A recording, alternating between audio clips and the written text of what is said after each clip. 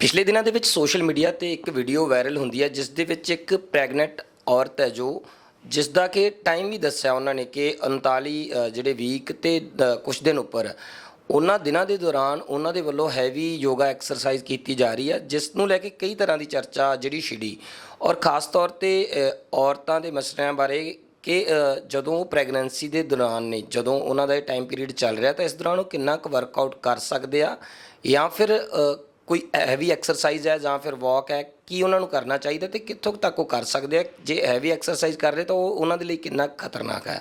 ਇਹ ਸਾਰੇ ਮਸਲੇ ਤੇ ਚਰਚਾ ਕਰਾਂਗੇ। ਮੇਰੇ ਨਾਲ ਔਰਤਾਂ ਦੇ ਮਾਹਰ ਗਾਇਨਾਕੋਲੋਜਿਸਟ ਡਾਕਟਰ ਇਕਾਵਲੀ ਗੁਪਤਾ ਇਸ ਮੁਲਾਕਾਤ ਦੇ ਵਿੱਚ ਨੇ। ਮੈਮ ਸਭ ਤੋਂ ਪਹਿਲਾਂ ਤੁਹਾਡਾ ਸਵਾਗਤ ਹੈ। ਥੈਂਕ ਯੂ ਜੀ। ਮੈਡਮ ਜਿਸ ਤਰ੍ਹਾਂ ਰੀਲ ਸੋਸ਼ਲ ਮੀਡੀਆ 'ਤੇ ਕਾਫੀ ਵਾਇਰਲ ਹੋ ਰਹੀ ਹੈ ਇਸ ਤਰ੍ਹਾਂ ਦੀਆਂ ਅੱਜ ਕੱਲ੍ਹ ਕਾਫੀ ਚੀਜ਼ਾਂ ਆ ਜਾਂਦੀਆਂ ਨੇ ਜਿਹੜੀਆਂ ਚਰਚਾ ਛੇੜਦੀਆਂ ਨੇ ਕਿ ਇਸ ਤਰ੍ਹਾਂ ਨਾਲ ਕਰਨਾ ਸਹੀ ਹੈ ਜਾਂ ਨਹੀਂ ਸਹੀ है।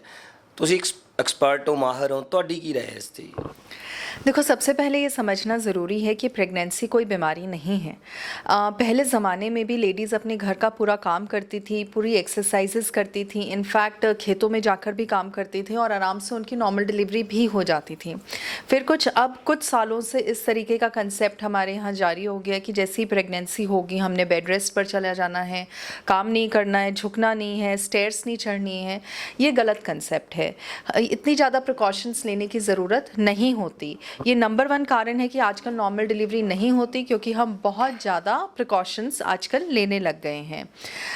येस, डेफिनेटली जैसे मैंने बोला कि एक्टिव रहना बहुत ज़्यादा ज़रूरी है प्रेगनेंसी में, बट जो एक्सरसाइजेस हैं उनका एक प्रॉपर तरीका होता है करने का, एक प्रॉपर गाइडेंस में अपने डॉक्टर के साथ डिस्कस करके कि अगर आपकी प्रेगनेंसी अनकॉम्प्लिकेटेड है, मतलब प्रेगनेंसी में हमें कोई दिक्कत नहीं है, हमारी ऑल नीचे नहीं लगी हुई, बच्चेदानी का मुँह छोटा ना हो, बार बार अबॉर्शंस की दिक्कत ना हो और कोई हाई रिस्क प्रेगनेंसी ना हो, तो हम एक्सरसाइजेस कर सकते हैं। इनफैक्ट हम आजकल एक्सरसाइजेस कराते हैं टाइम के अनुसार। अगर कोई दिक्कत है प्रेगनेंसी में तो डेफिनेटली हम बेड रेस्ट एडवाइस करते हैं एंड बट डेफिनेटली प्रेगनेंसी कोई बेड रेस्ट का टाइम नहीं होता है। हमारा एक्टिव रहना ज़रूरी है, मदर की हेल्थ के लिए भी और बेबी की हेल्थ के लिए भी। जे कोई सीरीयस प्रॉब्लम हैगी है तो डॉक्टर की राय नाल हो सकता है कि कंसलटेंसी के अधीन कि तुसी रेस्ट करनी है, पर जे तुसी एक्टिव रहो ਜਿਹੜੀਆਂ वूमेंस प्रेगनेंट ने तो उन्होंने लिए बेनीफिशियल है कि डिलीवरी के लिए। यस बिल्कुल, है ना। जैसे ही हमारे पास प्रेग्नेंट लेडी आती है, जैसे ही प्रेगनेंसी टेस्ट पॉजिटिव आता है, हम उन्हें यही चीज़ सिखाते हैं कि आपने बेड रेस्ट पर नहीं जाना है। फर्स्ट ट्राइमेस्टर जो पहले 3 महीने का टाइम होता है वो थोड़ा सा हमारा क्रूशियल टाइम होता है, उसमें अबॉर्शन का चांसेस ज़्यादा होता है, कुछ ब्लीडिंग वगैरह हो जाती है। तो उस टाइम पर हम प्रेग्नेंट लेडीज़ को बोलते हैं कि आपने वॉक ज़रूर करना है। 30 to 40 मिनट सुबह करेंगे, 30 to 40 मिनट शाम को करेंगे, बट कोई भी तरीके का हैवी एक्टिविटी जैसे ट्रैवलिंग हो गया या भारी सामान उठाना या ऐसा कोई जिससे बॉडी में झटका लगे, तो ऐसी कोई एक्सरसाइजेस हमने नहीं करनी है। बट बेड रेस्ट हम डेफिनेटली एडवाइस नहीं करते।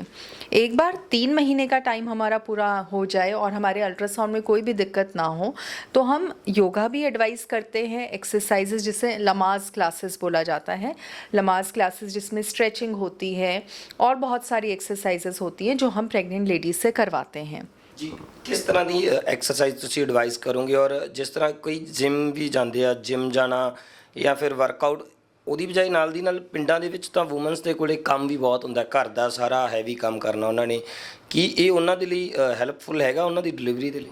बिल्कुल, एक्सरसाइज करना और या घर का काम करना बिल्कुल हेल्पफुल है डिलीवरी के लिए। जिम जाना कोई बुरी बात नहीं है। यस, हमने ध्यान रखना है कि हमने हैवी वेट्स लिफ्ट नहीं करना है या ऐसा कोई इक्विपमेंट यूज़ नहीं करना है जो टमी को मतलब हमारी चोट लग सके टमी को, या ऐसा कोई योगा नहीं करना है जिससे आप गिर सको, आप लड़खड़ा जाओ, गिर जाओ और टमी पर चोट लगे। बट बहुत सारे योगा एक्सरसाइजेज और बहुत ज़्यादा स्ट्रेचिंग एक्सरसाइजेज इतनी कंफर्टेबल हैं, इतना सेफ़ हैं प्रेगनेंसी में। इनफैक्ट वो हेल्प करती है पेल्विक जॉइंट्स ओपन अप करने में एंड फाइनली नॉर्मल डिलीवरी में। ओके जी। अजकल फूड हैबिट्स ने ਜਿਹੜੀਆਂ ਯੰਗਸਟਰਸ ਦੀਆਂ ਵੈਸੇ ਵੀ ਉਹ ਜ਼ਿਆਦਾ ਵਧੀਆ ਨਹੀਂ ਹੈਗੀਆਂ। ਤੁਸੀਂ ਦੇਖਦੇ ਸੁਣਦੇ ਹੋ, ਤੁਹਾਡੇ ਕੋਲੇ ਵੀ ਪੇਸ਼ੈਂਟ ਆਉਂਦੇ ਹੋਣੇ ਆ, ਤਾਂ ਪ੍ਰੈਗਨੈਂਸੀ ਦੇ ਦੌਰਾਨ ਕਿਸ ਤਰ੍ਹਾਂ ਦਾ ਫੂਡ ਆ ਜਿਹੜਾ ਉਹਦਾ ਧਿਆਨ ਰੱਖਣ ਦੀ ਜ਼ਰੂਰਤ ਹੈ, ਕਿਉਂਕਿ ਤਲਿਆ ਜਾਂ ਕੋਈ ਹੋਰ ਤਰ੍ਹਾਂ ਦੇ ਜਿਹੜੇ ਸੌਫਟ ਡਰਿੰक्स एनर्जी ड्रिंक्स इस तरह ਦਾ ਬੜਾ ਕੁਝ ਚੱਲਿਆ ਹੋਇਆ ਮਾਰਕੀਟ ਦੇ ਵਿੱਚ, ਕੀ एडवाइस करोगे ਤੁਸੀਂ? देखो, सॉफ्ट ड्रिंक्स और एनर्जी ड्रिंक्स तो प्रेगनेंसी में लेना नहीं होता है ना। कोई भी तरीके का आर्टिफिशियल फूड मैं पर्सनली मना करती हूँ कि हमने प्रेगनेंसी में नहीं खाना है। प्रेगनेंसी में बहुत ही बेसिक और सादा खाना खाना चाहिए। लेट अस से हमारी जो नॉर्मल डाइट होती है, बैलेंस डाइट, जिसे हम बच्चों को भी स्कूल में क्लासेस में पढ़ाते हैं कि बैलेंस डाइट क्या होती है। कार्बोहाइड्रेट्स होने चाहिए, प्रोटीन्स होने चाहिए, फैट्स होने चाहिए, कुछ डेयरी एंड पानी का इंटेक और सैलेड, है ना। तो आपने एक ब्रेकफास्ट करना है। ब्रेकफास्ट में परांठे और सैंडविचेस आइडली अवॉइड करने चाहिए क्योंकि तले हुए होते हैं एंड कुछ शरीर को पोषण प्रोवाइड नहीं कर रहे हैं।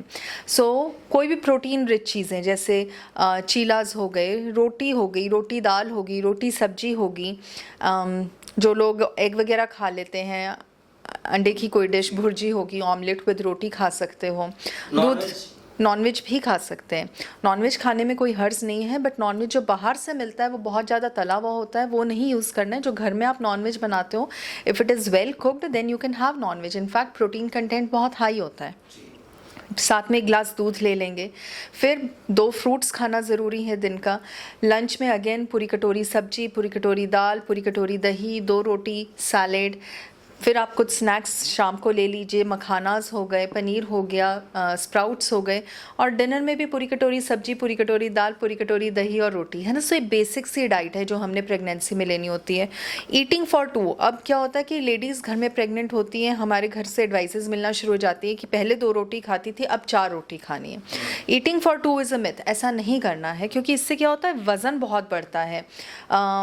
वज़न बहुत बढ़ेगा, अगेन प्रेगनेंसी की कॉम्प्लिकेशन जैसे शुगर हो गया, बीपी हो गया, लिवर की दिक्कत आती है और नॉर्मल डिलीवरी के चांसेस कम होते हैं। तो ईटिंग फॉर 2 भी नहीं करना है, बैलेंस डाइट हमने खानी है, जिस जैसी डाइट मैंने आपको बताई है।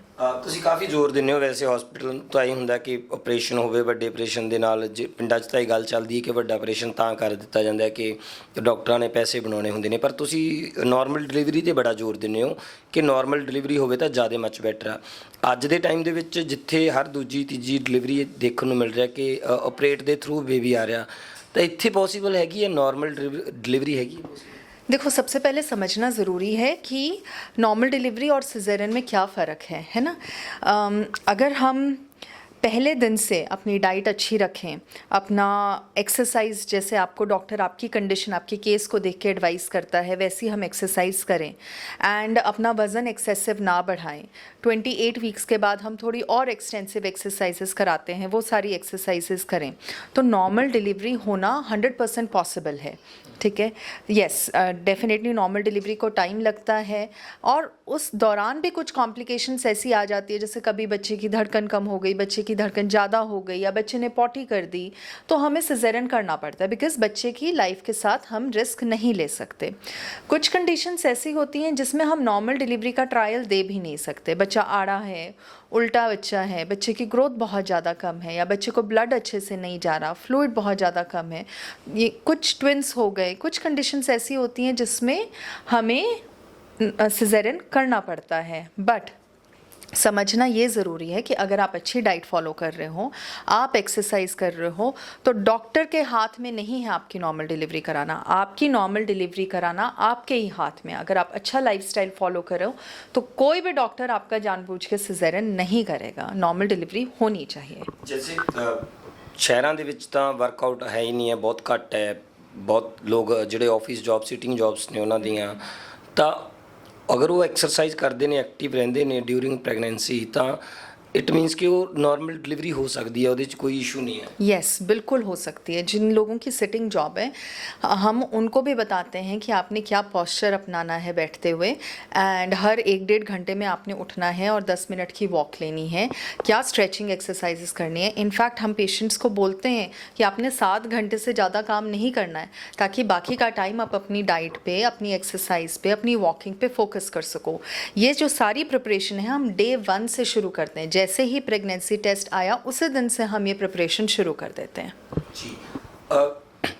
डॉक्टर की लगातार सलाह लैनी, बहुत सारे लोग कई बार कहते हैं कि बहुत महंगा हॉस्पिटल की पर्ची भरना कई बार जेब तो बाहर होंदा, जी मिडल क्लास जी साडी आबादी है, तो डॉक्टर तो लगातार सलाह मिलती रहे, ये तुसीं ਕੀ ਕਹਿਣਾ ਚਾਹੋਗੇ ਵੀ ਆਪਣੇ ਨੇੜਲੇ ਡਾਕਟਰ ਤੋਂ ਲੈ ਲਓ, ਜਿੱਥੇ ਵੀ ਸਾਡੀ ਕੋਈ ਇੰਟਰਵਿਊ ਦੇਖ ਰਿਹਾ, ਨਹੀਂ ਤਾਂ ਅਕਾਵਲੀ ਗੁਪਤਾ ਜੀ ਕੋਲ ਆ ਜਾਓ, ਤੁਸੀਂ ਮਹਿੰਗੇ ਤਾਂ ਨਹੀਂ ਹੈਗੇ?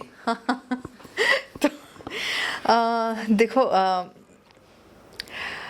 क्या बोलूँ मैं इसमें, है ना। अच्छे डॉक्टर की एडवाइस लेना डेफिनेटली ज़रूरी है। बाकी हम अपना सोशल वर्क भी करते हैं, हम ये सारी एडवाइसेस, हम वीडियोस बनाते हैं, हम इंस्टाग्राम, सोशल मीडिया, बिकॉज हम जानते हैं कि आजकल पब्लिक सोशल मीडिया पे बहुत ज़्यादा एक्टिव है। सो ऐसी जानकारी की वीडियोस बनाकर जितने ज़्यादा लोगों का बेनिफिट हो सके हम सोशल मीडिया पे पुट भी कर रहे हैं। ज़रूरी नहीं है कि हर चीज़ के लिए पैसे लिए जाएँ। बहुत सारे टाइम पेशेंट हमें फ़ोन करते हैं और हम उन्हें पूरी एडवाइसेस प्रोवाइड करते हैं। ਮਦਰਹੁੱਡ ਹਸਪੀਟਲ ਦੇ ਵਿੱਚ ਵਿਜ਼ਿਟ ਕਰ ਸਕਦੇ ਹੋ? बाकी यस डेफिनेटली, मैं डॉक्टर एकावली गुप्ता हूँ। I work in motherhood hospital, sector 62 Mohali. आप कभी भी आ सकते हैं। ਅੱਛਾ ਮੈਮ, ਇਹਦੇ 'ਚ ਨਾ ਇੱਕ ਜੇ ਕੁੜੀਆਂ ਦੀ ਗੱਲ ਕੀਤੀ ਜਾਵੇ, ਚਾਹੇ ਉਹ ਫੂਡ ਹੈਬਿਟ ਹੈ ਜਾਂ ਕੁਝ ਸਮਝ ਤੋਂ ਬਾਹਰ, ਜਿੰਨਾ ਕਿ ਮੈਂ ਆਰਟੀਕਲਸ ਵਗੈਰਾ ਪੜ੍ਹ ਰਿਹਾ, ਤਾਂ ਉਹਨਾਂ ਦੇ ਜਿਹੜਾ ਮੈਂਸਟਰੂਅਲ ਸਰਕਲ ਆ ਉਹਦੇ ਵਿੱਚ ਬਹੁਤ ਲੇਟ ਹੋ ਜਾਣਾ, 2-2 ਮਹੀਨੇ ਨਾ ਆਉਣਾ, ਪੀਰੀਅਡਸ ਦੀ ਦਿੱਕਤ, ਇਹ PCOD ਜਾਂ ਕੁਝ ਵੀ ਸਮੱਸਿਆ ਹੈ, ਤੁਸੀਂ ਵੱਧ ਜਾਣਦੇ ਹੋਵੋਗੇ ਇਹਦੇ ਬਾਰੇ, ਤਾਂ ਇਹ ਕਿਉਂ ਆ ਰਹੀ है जी नवी जनरेशन? देखो कुछ जेनेटिक फैक्टर्स भी होते हैं, कुछ बनावटी, मतलब शरीर में वो दिक्कत है ही जब से वो बच्चा पैदा हुआ है, ऐसी चीज़ें भी होती हैं। बट देन हमारा जो लाइफस्टाइल है वो इसको कंट्रीब्यूट करता है। जैसे आजकल हमारे बच्चों का लाइफस्टाइल सेडेंट्री है, हम लोग बाहर जाते ही नहीं हैं, हम खेलते ही नहीं हैं, हम घर में बैठे रहते हैं, स्कूल जाते हैं, उसके बाद कोई ट्यूशन होती है, फिर दूसरी ट्यूशन होती है, फिर बच्चा थक जाता है, आके सो जाता है। तो एक्टिविटी अपने बच्चे की लाइफ में इंक्लूड करना बहुत ज़रूरी है। कोई भी गेम, साइकिलिंग, स्विमिंग, रनिंग ज़रूर करवाएं अपने बच्चे से। दूसरा, जंक फूड बंद करना है हमने, ज़रूर होना चाहिए जंक फूड। टेस्ट क्रेविंग्स भी सेटिस्फाई होनी चाहिए, बट 15 दिन में एक बार। ऐसा नहीं कि आप हर रोज़ किसी ऐप से खाना मंगवा के खा रहे हो, ये हमने नहीं करना है। अभी क्या हो रहा है ना कि किसी भी बच्चे को अगर आप या किसी भी इंसान को आप बोलो कि आपका वज़न ज़्यादा है, तो वो माइंड कर जाते हैं कि ये बॉडी शेमिंग है। हमें ये हटाना पड़ेगा, हमें बताना पड़ेगा अपने बच्चों को कि आपके वज़न इतना होना चाहिए आपकी हाइट के हिसाब से। हमें हेल्दी बॉडी इमेज का कंसेप्ट अपने बच्चों में डालना होगा, ताकि उन्हें पता हो कि उनकी बॉडी के लिए क्या हेल्दी है, कितनी एक्सरसाइज हेल्दी है, कितना खाना हेल्दी है, ताकि बड़े होकर वो सफ़र ना करें, उनको PCOD की दिक्कत ना हो, प्रेगनेंसी की दिक्कतें ना हो, उनको अपना वज़न कंट्रोल में रखेंगे तो बहुत सारी प्रॉब्लम्स हैं जो हम सॉल्व कर सकते हैं। ठीक है जी। हेल्दी लाइफस्टाइल ਤੁਸੀਂ ਕਹਿੰਦੇ ਉਹ ਵੀ ਰਿਸਪੌਂਸਿਬਲ ਹੈ ਇਹਦੇ ਲਈ? ਕੋਈ ਜੈਨੇਟਿਕ ਸਮੱਸਿਆ ਤਾਂ ਨਹੀਂ ਹੁੰਦੀ ਕਿ ਪੀਰੀਅਡਸ? जेनेटिक फैक्टर्स भी इंक्लूडेड है। अब मेरे पास कितने सारे PCOD के पेशेंट्स आते हैं या PCOS कह लो, या आजकल PMOS जो बोल रहे हैं, है ना, जिन्होंने अपना वज़न कंट्रोल में रखा हुआ है, वो डेली जिम जाते हैं, अपनी डाइट कंट्रोल में रखा हुआ है, उनका PCOD भी कंट्रोल में, उनके मेंसेस भी रेगुलर हैं और वो अपनी लाइफ को अच्छे से अपने कंट्रोल में उन्होंने रखा हुआ है। सो जेनेटिक कंपोनेंट भी है, बट ऐसा नहीं है कि that is the only component. हम अपने हार्ड वर्क से उसे भी थोड़ा बहुत मॉड्यूलेट कर सकते हैं। ਅੱਛਾ ਜੀ, ਪ੍ਰੈਗਨੈਂਸੀ ਦੇ ਵਿੱਚ ਦਿੱਕਤ ਆ ਰਹੀ ਹੈ, ਬਹੁਤ ਥਾਵਾਂ 'ਤੇ ਇਹ ਵੀ ਦੇਖਣ ਨੂੰ ਮਿਲਿਆ ਕਿ ਬੱਚਾ ਕਨਸੀਵ ਨਹੀਂ ਹੋ ਪਾ ਰਿਹਾ। ਉਹਦੇ ਵਿੱਚ ਚਲੋ ਜਿਹੜੇ ਵੀ ਕਾਰਨ ਨੇ, ਪਰ ਉਹਦੇ 'ਚ ਤੁਸੀਂ ਐਡਵਾਈਸ ਕੀ ਕਰੋਗੇ ਕਿ ਜੇ ਸਮੱਸਿਆ ਆ ਰਹੀ ਹੈ, ਕਿਉਂਕਿ ਬਹੁਤ ਥਾਵਾਂ 'ਤੇ IVF ਦਾ ਰਸਤਾ ਲੋਕਾਂ ਨੂੰ ਲੱਗਦਾ ਕਿ ਸਾਡੇ ਕੋਲ ਹੈਗਾ, ਕਿ ਨੈਚੁਰਲ ਜਿਹੜਾ ਪ੍ਰੋਸੈਸ ਹੈ ਉਸ ਦੇ ਥਰੂ ਵੀ ਹੈਗਾ, ਕਿ ਤੁਸੀਂ ਹੋਪ ਹੈਗੀਆਂ ਨੇ? देखो, मेरा ये मानना है कि जैसे ही आपकी शादी होती है और आप बेबी के बारे में सोचते हो, तो आपको एक बार जाके अपने डॉक्टर से मिल लेना चाहिए, जिसे हम आजकल प्री नेटल काउंसलिंग बोलते हैं। समस्याएं आजकल ज़रूर हैं, है ना। देखो, एक समस्या आपने बोली थी PCOD है, और भी चीज़ें हैं, AMH जल्दी, प्रीमेच्योर ओवेरियन फेलियर आजकल बहुत कॉमन है, कई बार ट्यूब्स भी ब्लॉक्ड होती हैं, मल्टीपल फैक्टर्स है जिसके कारण फीमेल इनफर्टिलिटी है। इनफैक्ट आदमियों में भी प्रॉब्लम होती है, स्पर्म्स में भी प्रॉब्लम होती है। तो सबसे ज़्यादा इंपॉर्टेंट है कि कंसीव करने से पहले आप अपने डॉक्टर के पास जाओ, अपने बेसिक टेस्ट्स करवाओ। थायराइड का इशू बहुत कॉमन है, ये सारे टेस्ट करवाने हैं, सीमन एनालिसिस करवाना है। डॉक्टर आपको और चीज़ें गाइड करेगा, इसी बारे में गाइड करेगा कि अपना लाइफस्टाइल ठीक करो, डेली एक्सरसाइज शुरू करो। डाइट में आपको डिटेल में बताया जाएगा कि ये नेचुरल एंटीऑक्सीडेंट्स हैं, इन्हें खाओ, और फर्टाइल पीरियड के बारे में बताएगा। सो हर केस को इनफर्टिलिटी की IVF की ज़रूरत नहीं होती। कुछ लाइफस्टाइल मॉडिफिकेशन से ही हमें ट्रीटमेंट रिजल्ट्स मिल जाते हैं। यस, बट जहाँ कोई दिक्कत है, डेफिनेटिव दिक्कत है, लेट अस से ट्यूब्स ब्लॉक्ड है, हम कुछ नहीं कर सकते, एग्स ख़त्म हो गए हैं, हम कुछ नहीं कर सकते, या स्पर्म्स नहीं है, तो उन केसेस में डेफिनेटली IVF की ज़रूरत पड़ती है। बट काफ़ी केसेस ऐसे हैं जो आईवीएफ के बिना भी कुछ लाइफस्टाइल मॉडिफिकेशन से या आईयूआई से या कुछ और भी चीज़ें ट्रीटमेंट मोडालिटीज़ होती हैं हम कंसीव करवा पाते हैं। ਇਸ ਮਸਲੇ 'ਚ ਇੱਕ ਇਹ ਜ਼ਰੂਰ ਦੱਸਿਓ ਕਿ ਅੱਜ ਕੱਲ ਬੀਅਰ ਵਗੈਰਾ ਪੀਣ ਦਾ ਟ੍ਰੈਂਡ ਕੁੜੀਆਂ 'ਚ ਵੀ ਬਰਾਬਰ ਆ, ਮੁੰਡੇ ਵੀ ਪੀਂਦੇ ਆ ਦਾਰੂ, ਅਲਕੋਹਲ ਦਾ ਕੰਜ਼ੰਪਸ਼ਨ ਬਹੁਤ ਜ਼ਿਆਦਾ ਹੈਗੀ ਆ, ਨਾਰਮਲ ਮੰਨਿਆ ਜਾਂਦਾ ਕਿ ਹੋਰ ਨਸ਼ਿਆਂ ਨਾਲੋਂ ਡਰਿੰਕ ਠੀਕ ਹੈ। ਔਰ ਜਿਹੜਾ ਸਿਗਰਟ ਵਗੈਰਾ ਵੀ ਪੀ ਰਹੀਆਂ ਨੇ ਕੁੜੀਆਂ ਵੀ ਪੀਂਦੀਆਂ ਨੇ, ਅਤੇ ਤੰਬਾਕੂ ਯੂਜ਼ ਜਿਹੜਾ ਮਰਦਾਂ 'ਚ ਵੀ ਹੈਗਾ ਹੈ, ਉਹਦੇ 'ਚ ਕੋਈ ਦੋ ਰਾਏ ਨਹੀਂ ਹੈ। ਇਹ ਕਿੰਨੀ ਕੁ ਸਮੱਸਿਆ ਪੈਦਾ ਕਰਦੀਆਂ ਨੇ ਦੋਵੇਂ ਚੀਜ਼ਾਂ, ਜਾਂ ਕੋਈ ਹੋਰ ਕੋਈ ਡਰੱਗ ਹੈ ਤਾਂ ਉਹ ਕਿੰਨਾ ਕੁ ਜਿਹੜਾ ਨੁਕਸਾਨਦੇਹ ਹੈ?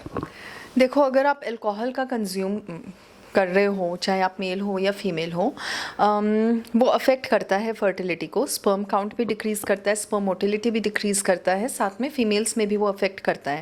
आइडियली हम पेशेंट्स को ये एडवाइस करते हैं कि जब आप कंसीव करने का सोचो तो अल्कोहल छोड़ दो। जो लोग प्रेगनेंसी में करते हैं उनके बच्चों को भी बहुत सारी मैलफॉर्मेशंस होती है, बच्चे की ग्रोथ कम होती है, बच्चे का ब्रेन अच्छे से डेवलप नहीं करता जो लोग अल्कोहल कंज्यूम करते हैं। सो ये अच्छी हैबिट नहीं है। आई थिंक कंसीव करने से पहले तो डेफिनेटली इसको कंट्रोल में कर लेना चाहिए। दूसरा, स्मोकिंग बहुत ज़्यादा डेंजरस है। स्मोकिंग प्रीमेच्योर ओवेरियन फेलियर, जिससे मैं बोल रही थी कि एग्स की क्वालिटी ख़त्म कर देता है, और स्पर्म्स में भी ऐसी दिक्कत लाता है कई बार कि हम कंसीव में हेल्प कर देते बट नहीं, पॉसिबल नहीं है, हमें सक्सेस नहीं मिलती। और स्मोकिंग को भी छोड़ना बहुत ज़्यादा ज़रूरी है। और जो आप और ड्रग्स की बात कर रहे हो वो तो डेफिनेटली नहीं होने चाहिए, है ना। पंजाब में बहुत ज़्यादा कल्चर है ड्रग अब्यूज़ का, और हम हर रोज़ देखते हैं लोग सफ़र करते हुए, हम हर रोज़ देखते हैं कि लेडीज़ हमारे पास आती हैं जिनके हस्बैंड्स ड्रग्स कंज्यूम करते हैं। सो ये तो डेफिनेटली हमने ख़त्म करना ही है। बट स्मोकिंग एंड अल्कोहल भी, स्मोकिंग को भी ख़त्म करना है, अल्कोहल एटलीस्ट कंसीव करने से पहले हमें छोड़ देना है। ਜਾਨੀ ਜੇ ਤੁਸੀਂ ਸ਼ਰਾਬ ਪੀਂਦੇ ਹੋ ਔਰ ਉਹਦੇ ਉਸ ਦੌਰਾਨ ਤੁਸੀਂ ਪ੍ਰੈਗਨੈਂਟ ਹੋ ਰਹੇ ਹੋ, ਚਾਹੇ ਮੇਲ ਹੈ ਜਾਂ ਫੀਮੇਲ ਹੈ, ਜੇ ਉਹਨਾਂ ਦੀ ਬੱਚਾ ਹੋਣ ਵਾਲਾ ਹੈ, ਤਾਂ ਉਹਦੀ ਸਿਹਤ 'ਤੇ ਤੁਸੀਂ ਕਹਿੰਦੇ ਹੋ ਕਿ ਮਾੜਾ ਅਸਰ ਪੈ ਸਕਦਾ, ਉਹਦਾ ਦਿਮਾਗੀ ਸੰਤੁਲਨ ਵੀ ਜਾ ਸਕਦਾ ਅਤੇ ਸਰੀਰਕ ਦਸ਼ਾ 'ਤੇ ਵੀ ਫਰਕ ਪੈ ਸਕਦਾ ਹੈਗਾ, ਇਹ ਕੁਦਰਤੀ ਜਿਹੜਾ। अगर प्रेग्नेंट लेडी अपनी पूरी प्रेगनेंसी में अल्कोहल कंज्यूम कर रही है तो ये सारी कॉम्प्लिकेशंस आ सकती हैं। बिल्कुल, ਬਹੁਤ ਥੈਂਕ ਯੂ, ਤੁਸੀਂ ਸਾਨੂੰ ਟਾਈਮ ਦਿੱਤਾ। Thank you ji, thank you. ਤਾਂ ਤੁਸੀਂ ਡਾਕਟਰ ਅਕਾਵਲੀ ਗੁਪਤਾ ਨੂੰ ਸੁਣ ਰਹੇ ਸੀ। ਉਹਨਾਂ ਨੇ ਦੱਸਿਆ ਕਿ ਕਿਸ ਤਰੀਕੇ ਦੇ ਨਾਲ ਜਿਹੜਾ ਇੱਕ ਨਾਰਮਲ ਡਿਲੀਵਰੀ ਵੱਲ ਵਧਿਆ ਜਾ ਸਕਦਾ। ਉੱਥੇ ਹੀ ਹੈਵੀ ਐਕਸਰਸਾਈਜ਼ ਕਰਨ ਤੋਂ ਉਹਨਾਂ ਨੇ ਮਨਾ ਕੀਤਾ, ਪਰ ਜੋ ਵੀਡੀਓ ਵਾਇਰਲ ਹੋ ਰਹੀ ਹੈ ਜਾਂ ਉਸ ਦੇ ਬਾਰੇ ਚਰਚਾ ਸੀ, ਤਾਂ ਉਹ ਐਕਸਪਰਟ ਨੇ, ਬਹੁਤ ਲੰਬੇ ਸਮੇਂ ਤੋਂ ਯੋਗਾ ਕਰ ਰਹੇ ਨੇ, ਯਾਨੀ ਕਿ ਪਿਛਲੇ 10-15 ਸਾਲ ਤੋਂ ਕਰ ਰਹੇ ਨੇ। ਤਾਂ ਹੈਵੀ ਰਿਸਕ ਜਿਹੜੀਆਂ ਐਕਸਰਸਾਈਜ਼ ਨੇ ਉਹ ਅਵੋਇਡ ਕਰਨ ਦੀ ਸਲਾਹ ਹੈ, ਪਰ ਐਕਸਰਸਾਈਜ਼ ਕਰਨੀ ਜ਼ਰੂਰੀ ਵੀ ਹੈ, ਜਿਸ ਦੇ ਨਾਲ ਨਾਰਮਲ ਡਿਲੀਵਰੀ ਹੈ ਜਿਹੜੀ ਉਹ ਪੋਸੀਬਲ ਹੋ ਸਕਦੀ ਹੈ। कैमरे ते नरेंद्र सोनी, मैं मनप्रीत सिंह।